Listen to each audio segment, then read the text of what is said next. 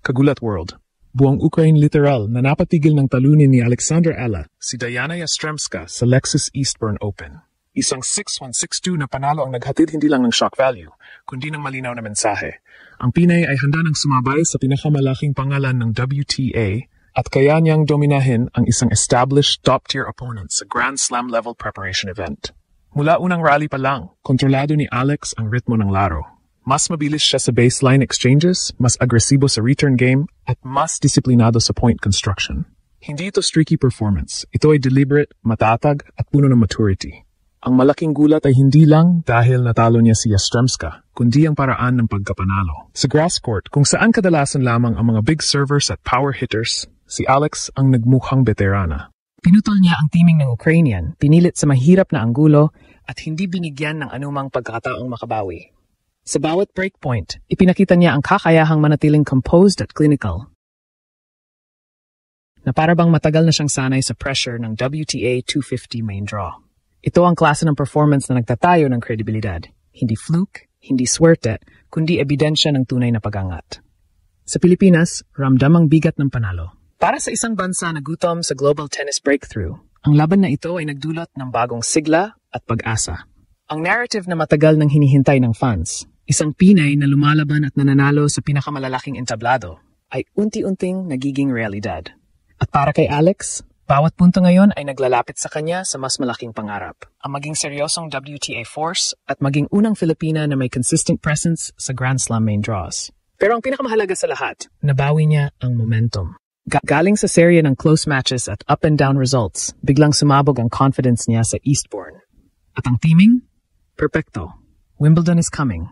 At ang panalong ito ay nagbigay sa kanya ng pinakamalakas na statement run heading into the biggest stage of her season. Hindi lang ito panalo para kay Alex. Panalo ito ng buong Pilipinas. Panalo ito ng generasyong naniniwala na ang susunod na malaking athlete ng bansa ay maaring manggaling sa tennis. Kung susuriing mabuti ang laban ni Alexandra Ala kontra kay Diana Yastremska, makikita kung gaano kalaki ang inangat ng laro ng Pinay sa loob lamang ng isang season.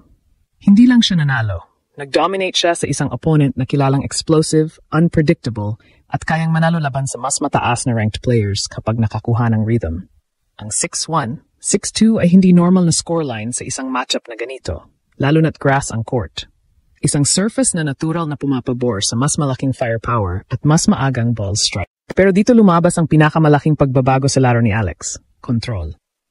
Hindi siya naghabol, hindi siya nag-react, siya ang nagdikta ng tempo mula simula hanggang dulo, at iyon ang pinakamatinding marker ng evolution niya bilang WTA caliber athlete. Sa tactical standpoint, ang pinaka-impressive ay kung paano niya ginamit ang variety. Karaniwan, si Alex ay mas kilala sa baseline consistency at defensive counterpunching, pero sa laban na ito, ibang bersyon niya ang lumabas. Mabilis ang footwork, precise ang directional hitting, at constant ang pressure sa return games. Halos lahat ng second serve ni Yastremska ay nilamon ng agresibong returns na nag-set up na maagang control sa rallies. Sa tuwing naglo-load up ang Ukrainian para sa forehand power shot, ginugulo ni Alex ang teaming gamit ang deep, heavy topspin or sharp cross-court angles. Ang resulta, Yastremska was hitting off-balance, late, at forced sa low-percentage attempts. Sa mental aspect naman, nandun ang pinakamalaking maturity. Ang Yastremska ay may reputation na mag-comeback kapag nabigyan ng momentum. Pero hindi niya iyon nakuha dahil hindi siya binigyan ni Alex ng kahit anumang window. Walang loose game, walang biglang drop sa intensity, at walang moment na nagpakita ng pagdududa. Parang may klaro siyang mission na tapusin ang match ng mabilis, clinical, at walang drama. Isang quality na madalas makita lang sa mas matatagal na pros. Ang body language niya sa court ay hindi na young rising star, parang established competitor na hindi natitinag. Kung ilalagay sa mas malawak na konteksto, ang panalo laban sa isang top 50 caliber player ay indikasyon na tumatawid na si Alex sa susunod na tier ng women's tennis. Hindi lang siya umaasa sa magandang draw o off day ng kalaban. Siya mismo ang nagpo-produce ng high-level tennis na kayang sumupil sa malakas na pangalan. Importante ito dahil papalapit na ang Wimbledon, kung saan ang confidence, form at adaptability ang pinakamalaking arma.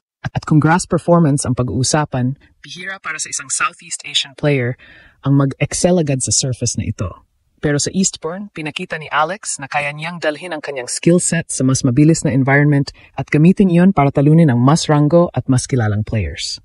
Sa madaling salita, ang laban na ito ay parang preview na mas malaki pang kayang gawin ni Alex sa WTA Tour. Hindi ito isolated good match. Mukha itong blueprint ng bagong bersyon niya. Mas matatag, mas agresibo, mas comfortable sa big moments, at mas handang lumaban sa pinakamataas na antas. Buong tennis world ngayon, hindi pa rin makapaniwala sa ginawang pambihirang performance ni Alexandra Ayala matapos talunin ng powerhouse na si Diana Yastremska sa Lexus Eastbourne Open. Pero ang mas mahalagang tanong ngayon, ano ang ibig sabihin nito sa short-term at long-term trajectory ng Pinay tennis star? Dito pumapasok ang mas malalim na pagsusuri kung bakit ang panalong ito ay hindi lang upset, kundi malinaw na indikasyon ng pag-akyat ni Alex sa bagong tier ng global competition. Una, ang psychological stakes. Kilala si Yastremska bilang isa sa mga pinaka-agresibong baseline hitters sa women's tour. Hindi ito typical kalaban na basta mo lang mapupush back gamit ang consistency. Para manalo laban sa ganitong klaseng atleta, kailangan mong i-control ang tempo, pasagin ang rhythm, at ipilit ang sariling blueprint. At iyon mismo ang ginawa ni Alex. Sa bawat long rally, hindi lang siya nag-defensive retrieve. May plano, may variation, at mas kapansin-pansin, hindi siya na-intimidate sa firepower na historically nagiging problema ng mga younger players. Pangalawa, ang tactical shift ng Pinay. Kung ikukumpara sa early WTA appearances niya, mas decisive na ang patterns niya ngayon. Mas mataas ang first serve percentage, mas calculated ang paggamit ng angles, at mas fearless siyang mag-step inside the baseline para mag-early take ng bola. Ang ganitong klase ng confidence ay hindi nakukuha sa practice lamang. Ito ay ebidensya ng maturity na galing sa sunod-sunod na laban sa Europe swing. Ibig sabihin, hindi ito isolated good day. Ito ay progression. Pangatlo, para sa Ukrainian tennis community, malaking gulat ito dahil si Yastremska inaasahang dominant sa ganitong surface. Grass rewards aggression. Grass rewards flat, penetrating shots. Pero kahit lahat iyon nasa pabor ng Ukrainian star, na neutralize ito ni Alex gamit ang variety. Drop shots, deep looping returns, at well-timed acceleration. Isang arsenal na hindi pa niya ganito kalinis ginagamit noong 2023-2024 seasons. At panghuli, ang momentum impact. Kada malaking panalo ni Alex, may ripple effect hindi lang sa ranking kundi sa narrative. Ang bawat upset na ginawa niya laban sa established names ay nagtatayo ng bagong identity. Hindi na siya young promise kundi dangerous player na kayang bumutas ng draw. At sa mga tournaments tulad ng Eastbourne na transition to major events, ang teaming ng breakout ay halos perpekto. Kung pagsasama-samahin, ang panalo laban kay Yastremska ay nagsisilbing malinaw na mensahe. Papasok na si Alex sa yugto kung saan hindi na siya ina-underdog kundi inaabangan. At ang pinakamalaking twist, parang hindi pa niya nilalabas ang full ceiling niya. Ang katawan, teaming, mental composure, at tactical maturity, lahat sabay-sabay umaakyat. At kapag ganyan ang trajectory, hindi lang nasurpresa ang Ukraine, kundi ang buong WTA landscape na mismo ang nagsisimulang magbantay sa kanya.